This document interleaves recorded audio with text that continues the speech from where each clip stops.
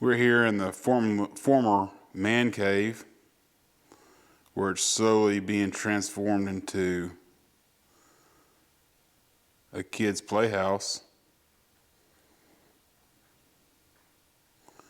Kind of sad to actually come out here and see what's been happening. Apparently, you can't have shelves in a kid's playhouse. You have to take everything off the shelves and move them to different shelves. I don't understand that, but that's what happened. All my tools used to be over here, put up nice and neatly where anytime I needed to repair something, I could easily find my tools, but now they've been strewn about all over the barn and up towards the house. This area right here used to house a circular saw and a toolbox. No longer here. My toolbox is now over here in the corner. My circular saw, I don't know where it is. All the stuff that I need, all my stuff, is piled into the back of the barn. Where soon, they'll put a curtain up and won't be able to see all my stuff, because a barn wouldn't normally have any of this stuff in it. Makes sense. But we're not here to talk about my barn today. Hey, my name's Adam Hausmeyer and welcome back to my YouTube channel. But the main reason for the video today is to talk about two things. Number one, we need to celebrate a little bit. 2 of my videos have now gone over 1,000 views, which to me is just pretty incredible. Most of my videos get, between 0 and 25 views, and 2 of mine have gotten over 1,000, which is just something that I would never thought would be possible. And I'm super excited about the success of those videos. One was about the Fuji XS10, which we're filming on here today. And another one was just a random video I did repairing a pool cleaner, which is kind of odd. And I did that one just for me, really, because I wanted to document what I did to repair it. So the next time I go to repair it, I can pull back my own video and watch it again and be able to see what I did to repair it. It is kind of neat when you think about it. I mean, you are making a video and asking somebody to spend, I don't know, between 6 and 12 minutes listening to what you have to say or watching what you're doing. And people find a little bit of value in the work you've done. I think it's really exciting for people to do that. So I think it's really neat to kind of, justify or verify the work you've been doing. Super duper excited about those 2 videos and the success they've had. 1,000 views again, small time potatoes, but super pumped up that they've gotten as much views as they have. Another thing I want to talk about today is just a little bit of a cautionary tale. In the last video that I made about the Insta360 1X2, I talked about what's going on with the Band-Aid on my ear. So what had happened is I got diagnosed with a basal cell carcinoma, which everybody is the cancer to have, they say. But just a little bit of a backstory into that. About 1.5 years ago, I would say, I started developing just like a little bitty sore in my ear. It never did hurt, and never did anything. Really, it would just itch a little bit. So I'd scratch it, or just kind of manipulate my ear where the itch went away. And I really didn't think much about it. Well, then COVID hit, and I was really just scared to go to the doctor. But during the time that the COVID was going on, the shutdowns and everything, the sore just continued to get worse and worse, bigger and bigger and bigger. And it started excreting like just some clear liquids, clear whatever, fluid, whatever. I don't know exactly what it was. And it would bleed just a little bit, the spot would.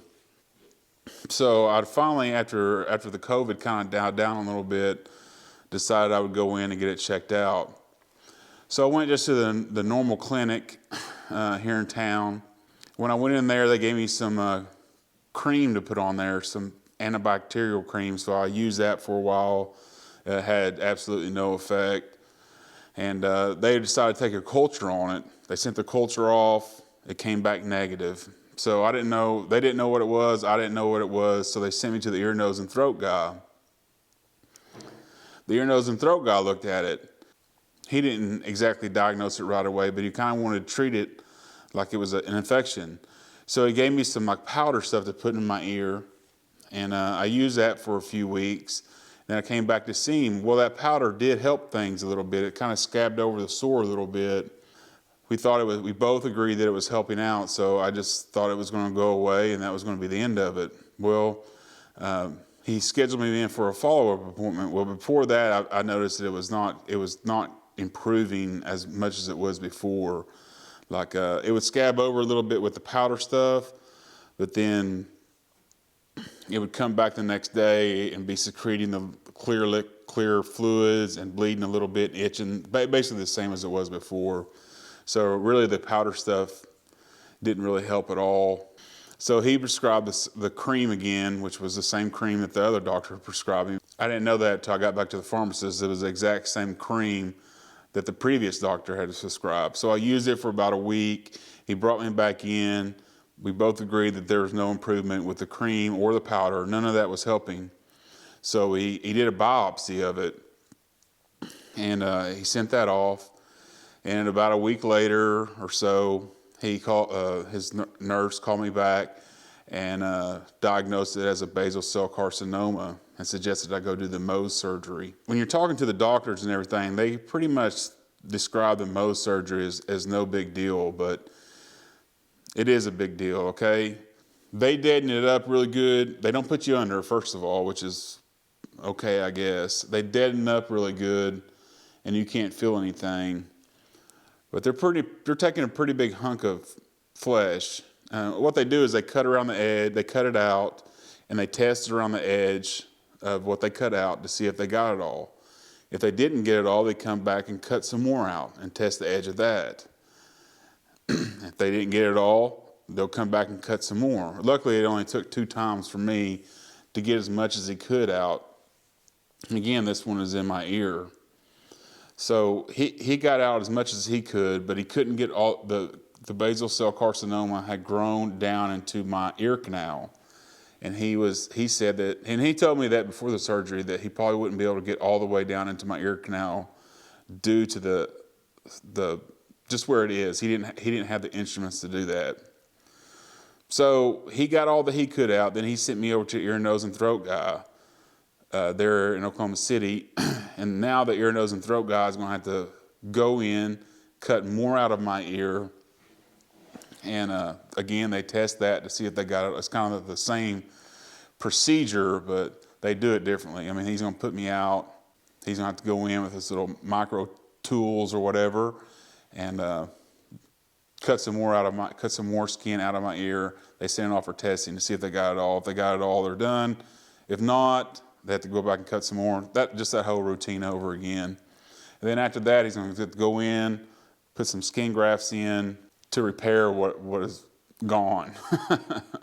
And he said that might take one or two more extra surgeries on top of what I'm already doing once he gets everything cut out, because he said that the skin contracts. I don't know. I don't want to think about that too far in advance, but the basal cell carcinoma in my ear has been not a very good experience.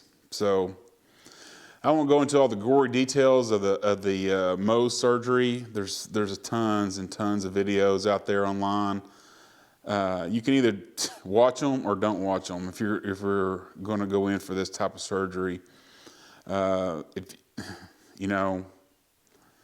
may help you to prepare a little bit, but then again, you might want to go into it blind. I don't know. I mean, you can't feel anything, but you can imagine what they're doing to you when they're actually working on you. I mean, you can hear it, and you can kind of just figure out by what's going on, even though you can't see it, you can't feel it, you can kind of figure out what's going on. And the thought of that is not very pleasant. But again, the cancer has to get out some way, and I think this might be the least invasive way to do it. So that's where we're sitting on the ear situation, and hopefully it'll get taken care of. My appointment with the ear, nose, and throat surgeon is coming up in a week's time. Again, I'm super nervous about it, but I'm sure he'll get it taken care of. But the word of caution in all this is to make sure when you go outside that you're using sunscreen. Now, as a farm boy growing up, I played baseball, football, all the sports. I was just outside constantly throughout my childhood, all the way up. I still am fish, hunt. I spend a majority of my time outdoors. And even now, as a more of a grown-up, I don't spend as much time as I used to, but I do spend a lot of time like golfing and fishing and things like that. My whole life has pretty much just been spent outdoors doing outdoor activities. And I would like to sit here and tell you that, man, we use sunscreen all the time, but we never did. I never did. I was always like, I don't need a sunscreen. I got a hat. The hat doesn't cover the ears. A baseball cap doesn't cover the ears. So the cautionary tale, if you're going outside, I would definitely suggest starting to use sunscreen. I've learned my lesson. I've started using sunscreen. But if you have kids, make sure they're using sunscreen. If you're going outside doing outdoor activities, make sure you use sunscreen. It only takes about a few seconds to put it on, and it's a lot better than it used to be. It used to just be an oily mess all the time, all over your hands and everywhere. But now it's super. They have the sprays, and they go on dry. You don't have to worry about it. It's not nearly as bad as the old stuff used to be. The old stuff you couldn't get off with a towel. Your hands would be all smeared with stuff for all afternoon. But if you're going to be going outside, or just a little bit of a caution for you. If you're going to be going outside, or know somebody's going to be going outside, or associated with people going outside, be sure to invest in some good sunscreen and make sure you use it so you won't have to go through the Mohs surgery like I did. Because trust me, it's not something that you want to go through. Also, as soon as I got done with the Mohs surgery, the day I got home, I called the dermatologist here in town and scheduled a checkup with them.